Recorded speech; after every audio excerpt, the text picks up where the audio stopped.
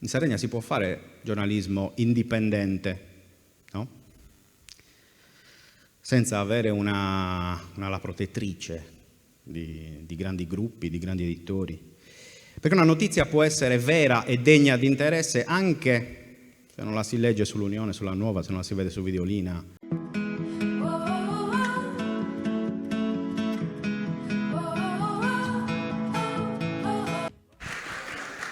Buonasera a tutti. Io sono Francesco Aresu, direttore di 131.com, una testata giornalistica sportiva nata in Sardegna quasi 4 anni fa. Facciamo il compleanno poco prima di Natale e prima di tutto devo dire che non ero di fronte a così tante persone da un bel po' di tempo. Mi avete messo l'ansia dell'università. Cioè, non provavo questa tensione da quando, appunto, anni fa, insomma, quando ero ben più giovane, sostenevo gli esami. Intanto voglio dire grazie a Sabrina perché ha aperto con un discorso che magari non tutti avranno capito, penso agli amici algheresi o al mio collega sassarese, che insomma non parlano il campidanese, però insomma effettivamente soprattutto nelle ultime battute mi ci ritrovo molto. Mi ci ritrovo molto. Il tema del mio intervento è la faula. In Sardegna si può fare giornalismo di qualità in generale e io ho provato un po' a svilupparlo attraverso 3 temi. Il primo è quello che vedete nella slide alle mie spalle, ovvero non si può fare giornalismo al di fuori dell'Unione Sarda della Nuova Sardegna, intesi più che altro come grossi gruppi editoriali, come realtà sicuramente importanti, con una storia plurisecolare, anche perché a me spesso è capitato, quando insomma, facendo il mio lavoro, ho fatto anche cronaca, non solo sport, insomma con telefonino, videocamera. Cosa fai? Giornalista? Sì. Ah, sei di Videolina? No. Ah, non sei di Videolina? No. Esiste anche altro al di fuori di Videolina, dell'Unione Sarda della Nuova Sardegna, con chiaramente tutto il rispetto dovuto a queste grosse realtà editoriali. La faula, secondo me, è che in realtà esiste un gran fermento editoriale, soprattutto in quest'ultimo periodo, che dà anche una speranza per il futuro, sia del mio mestiere, ma anche insomma di tutti quelli che di fatto ogni giorno si informano. Partendo dalle basi, io ho citato l'Unione Sarda della Nuova Sardegna perché appunto sono di fatto i pilastri della grande informazione tradizionale in Sardegna, quindi la carta stampata. Nascono a fine dell'Ottocento in un periodo di grande fermento storico, politico, insomma è inutile, non c'è bisogno che stia qua a dirlo, e nell'immaginario di tanti rappresentano una sorta di monolite, no? Di interessi editoriali e non soltanto. Dicevo, hanno attraversato 3 secoli, si sono aggiornati, sono nati agli antipodi in Sardegna, no? Tra Cagliari e Sassari, eppure nonostante il campanile, possiamo dire così, il bisogno per cui sono nati era esattamente lo stesso. C'era grande fermento, perché? Perché bisognava rispondere a uno dei grandi bisogni primari dell'essere umano, che è quello di sapere, di conoscere qualcosa di nuovo. Noi ogni giorno ci svegliamo e cerchiamo di scoprire cosa ci siamo persi, magari anche durante le ore di sonno, ma semplicemente anche nei rapporti interpersonali, cioè come stai? Cioè già il come stai è una richiesta di informazione. Stiamo cercando di conoscere qualcosa in più che a noi manca. Ok, i giornali sono nati anche per questo. Negli ultimi anni stiamo vivendo, secondo me, un fermento, soprattutto nel campo editoriale, molto simile a quello che poi a fine Ottocento portò alla nascita di questi grandi giornali, che nel tempo hanno provato un po' ad aggiornarsi, ad andare al passo coi tempi, ma evidentemente non ci sono riusciti pienamente per 1000 motivi. sicuramente insomma, non è semplice quando tu sei già una realtà esistente, importante, aggiornarti così con semplicità a quelli che sono i tempi di oggi. Anche perché c'è stata una convinzione, a mio modo di vedere, molto miope per quanto riguarda appunto il giornalismo tradizionale, ed è quello che il sito web, internet, insomma questa parola che vuol dire tutto e non vuol dire niente, all'interno del discorso giornalistico, del cartaceo soprattutto, il web toglie aria al cartaceo, quindi lo soffoca, è un problema. E quindi questo cosa ha portato? Ha portato alla nascita negli ultimi anni di decine di testate, soprattutto online, appunto, di nuove realtà editoriali, nate con coraggio su tutto il territorio regionale, grazie all'iniziativa di uomini e donne che hanno, appunto, con coraggio sfidato un po' quelle che sono anche le regole di un sistema dell'informazione molto chiuso, molto autoreferenziale, dominato insomma da una legislazione molto, molto obsoleta, che non tiene conto poi di fatto delle piccole realtà, soprattutto delle realtà che non hanno dietro appunto alle spalle degli editori munifici importanti o che rappresentano magari gruppi di potere. Quindi sono nate tante testate online che insieme alla televisione sono, a mio modo di vedere, davvero l'unico modo di raccontare i nostri tempi. Come avrete capito, io non credo nella carta, tant'è che oggi sto usando il telefono per segnare i miei appunti, perché se vado a braccio qua 45 minuti non bastano, quindi insomma voglio evitare di essere fucilato, insomma, quindi mi tengo i miei appunti. Però ecco, dicevo, non credo nella carta, con tutto il rispetto per chi tra i miei colleghi molto validi operano quotidianamente nella carta. E non solo per un discorso di costi, che potrebbe essere anche già solo questo un motivo abbastanza sufficiente, ma proprio perché lo ritengo un canale vecchio, vetusto, ecco, per usare una parola volutamente antica, per quanto riguarda la fruibilità. Cioè, perché io oggi devo comprare qualcosa che è successa ieri, no? Quando magari l'ho già scoperto tra i siti internet, i social, il passaparola. Perché? Quindi per chi si chiede se c'è spazio, visto che qua si parla di duopolio, se c'è spazio per un terzo polo che possa rompere questo duopolio tradizionale, la mia risposta è assolutamente no. Non serve un altro giornale cartaceo alla Sardegna. Basta dare semplicemente la giusta importanza alle tante testate online che negli anni sono cresciute sul territorio regionale.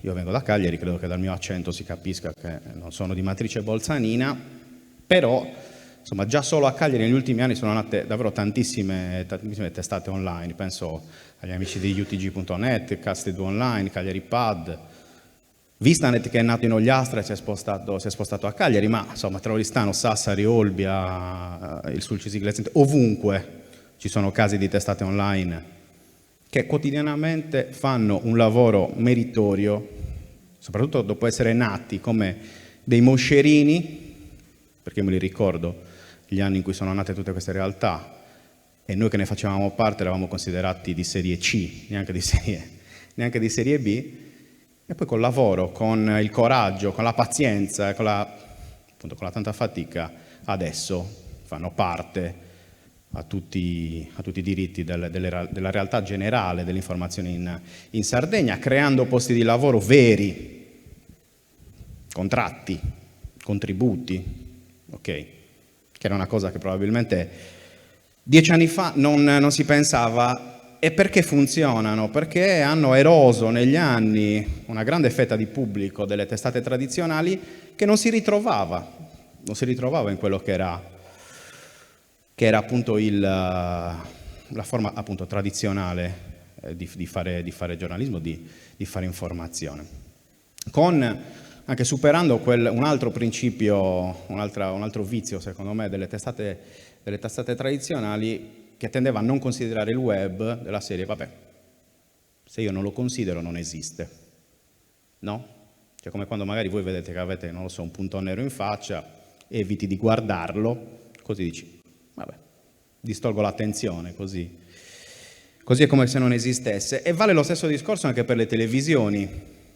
Televisioni ve ne sarete resi conto negli ultimi mesi, no? Con il riordino delle frequenze televisive che ha dato una ventata di freschezza al sistema regionale, a partire da IATV, insomma, gli amici che sono qui che stanno trasmettendo questa diretta, ma penso a Teleregione Live, Telesardegna, Catalan TV, 1-4, e insomma, adesso mi vengono in mente solo queste, che sono riuscite a superare quello che era una sorta di bipolarismo storico formato da Videolina e Sardegna 1, superandolo forse anche in parte, visto che questo bipolarismo poi, insomma, abbiamo assistito a un fenomeno molto strano dove, così come si era vissuto negli anni 70 quando la SIR di Nino Rovelli comprò sia l'Unione Sarda che la Nuova Sardegna, hai visto mai? Insomma, meglio controllare tutta l'informazione, no? Sia tra Cagliari e Sassari, anche dal punto di vista televisivo abbiamo assistito all'acquisizione di Sardegna 1 da parte di Videolina SPA, quindi di fatto due rivali che si sono fuse. Tra l'altro Sardegna 1, specificità, la prima TV, almeno diciamo nell'elenco a livello di frequenze, esclusivamente in lingua sarda, e mi verrebbe da chiedere, poi insomma, questo credo che lo valuteremo più avanti negli anni, se effettivamente è uno strumento di valorizzazione del sardo, perché ti metto al canale 13, se non sbaglio, o 12, è un canale che è solo in lingua sarda, quindi effettivamente, insomma. Oppure, se invece, come magari qualche malpensante insomma, sostiene, è una operazione che nasce anche per accattivarsi in qualche modo le simpatie della regione Sardegna, che in questo tipo di contenuti negli ultimi anni ha dimostrato di essere molto munifica con i finanziamenti regionali, appunto, destinati alla produzione di questo tipo di contenuti. Detto che io personalmente ho una grandissima stima dei colleghi che lavorano lì, credo che siano tra i migliori sul panorama regionale, vedremo effettivamente poi col tempo se effettivamente questo succederà. Insomma, in conclusione di questo primo tema, prima slide, quindi non si può fare giornalismo al di fuori dell'Unione Sarda della Nuova Sardegna, la mia risposta è che si può fare, assolutamente. In Sardegna si può fare giornalismo indipendente, no? Senza avere una ala protettrice di grandi gruppi, di grandi editori. Perché una notizia può essere vera e degna di interesse anche se non la si legge sull'Unione, sulla Nuova, se non la si vede su Videolina, perché insomma, se la notizia è vera, se la notizia merita, non è tanto dove la stai leggendo. Vale il lavoro di chi la notizia la dà. E io credo che insomma i casi in Sardegna in questo momento dimostrino che c'è possibilità di poter fare questo mestiere. Andiamo avanti con la seconda slide. Questo è proprio il punto cruciale del mio intervento, cioè la qualità del giornalismo, di fare in giornalismo. L'informazione in Sardegna fa schifo, non si può avere un giornalismo di qualità. Molte volte io stesso ho sentito questo tipo di accusa.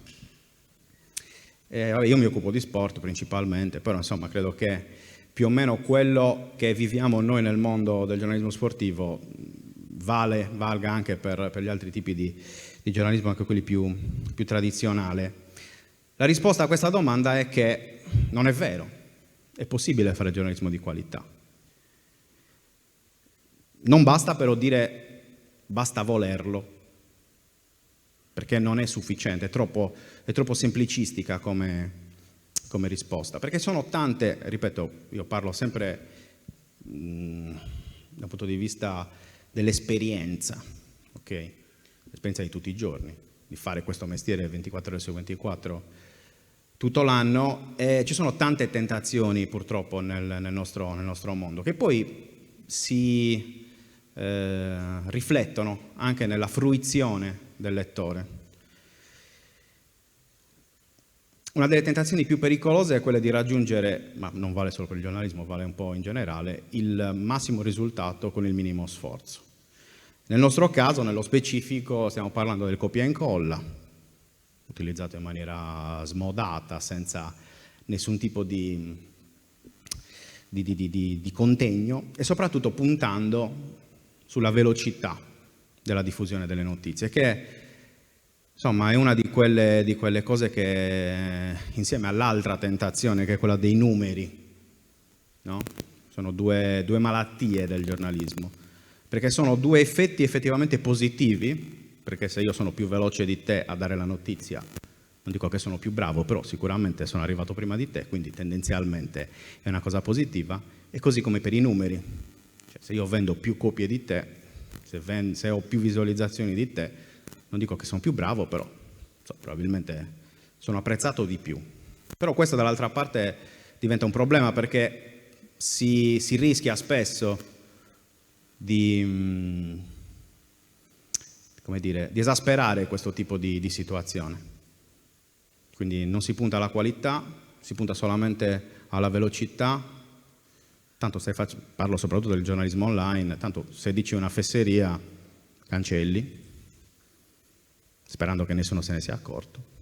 Quante volte è successo? Anche con i grandi giornali, quante volte è morto Pelé, per fare un esempio, o Maradona, quante volte, cioè, e ogni volta no, sono vivo, non è, quindi, perché questo di fatto è il problema, cioè che conta solamente, siccome poi si cerca di campare di questo mestiere, serve sempre il vil denaro, si cerca sempre di arrivarci nei modi più veloci, che nello specifico, per esempio, per chi fa giornalismo online, tutti noi andiamo a cercare le notizie su Google, cioè, non è un segreto.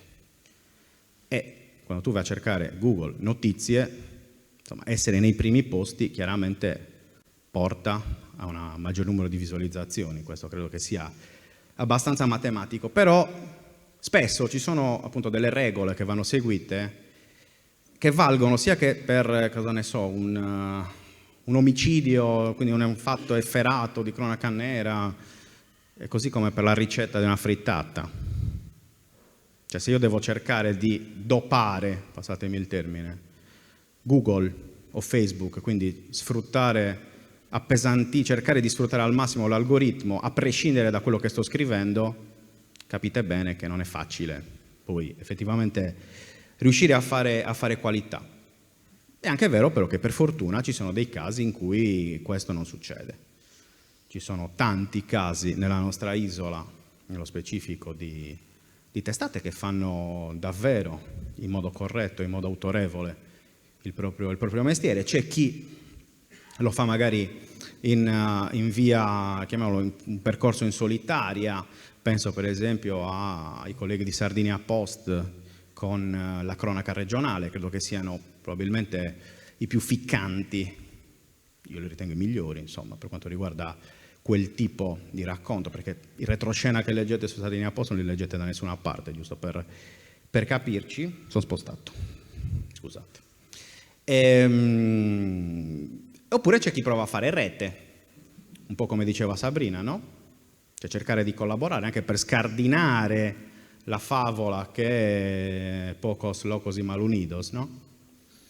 Noi per esempio con 131 abbiamo messo in piedi una sinergia di lavoro che coinvolge altre 4 testate, in TV Teleregione Live, alla Radio Calaritana, sempre sul web anche Directa Sport e utg.net, per provare insomma a lavorare insieme, a cercare di allargare anche l'offerta di notizie, di contenuti, sempre con lo stesso tipo di approccio, che è la qualità, la ricerca di qualità. Quindi anche un lavoro più difficile, perché chiaramente non è facile appunto lavorare su delle notizie per arrivare prima degli altri e arrivarci meglio. A volte succede di sbagliare, però ecco, negli anni noi nel nostro piccolo siamo diventati abbastanza autorevoli nel campo che affrontiamo, e l'autorevolezza è il sintomo della qualità. perché se sei autorevole poi solitamente riesci a fare anche, a essere, insomma, a produrre qualcosa di buono per il pubblico. Quindi in conclusione è possibile fare buon giornalismo in Sardegna, basta volerlo, sicuramente, ma serve anche la consapevolezza poi della fatica che questo tipo di percorso impone e soprattutto anche mettere in conto che dal punto di vista economico magari all'inizio non sarà eccessivamente remunerativo, però insomma è anche la bellezza di essere indipendenti, ma se la stella polare è la qualità non si sbaglia. Sarai un esempio per gli altri, quindi ci sarà sempre spazio per poter fare bene, soprattutto nel lungo periodo. Ultima slide, cronaca locale. Parlano di noi solo quando succedono queste cose.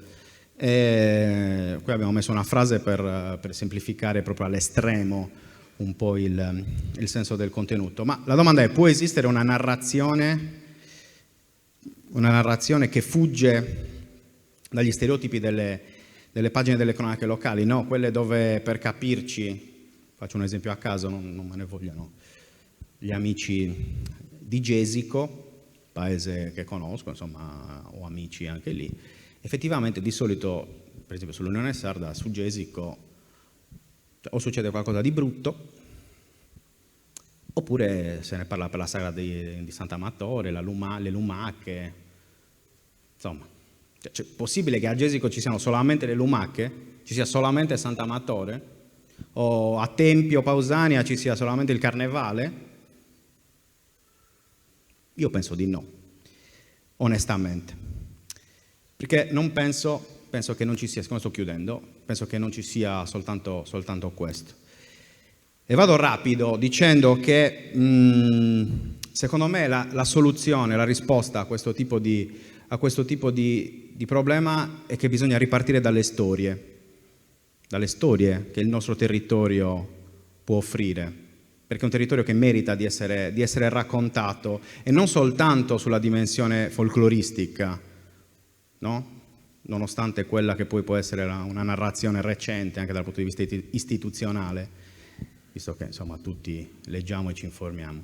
Bisogna ripartire dalle storie, bisogna ripartire dalla voglia e dalla volontà di scovare le storie, no? Per esempio io non sapevo la storia di Sabrina, oggi l'ho scoperta, e quindi insomma sicuramente è un qualcosa che anche giornalisticamente merita attenzione, e soprattutto dalla passione di raccontarle, perché da lì, passa tutto da lì.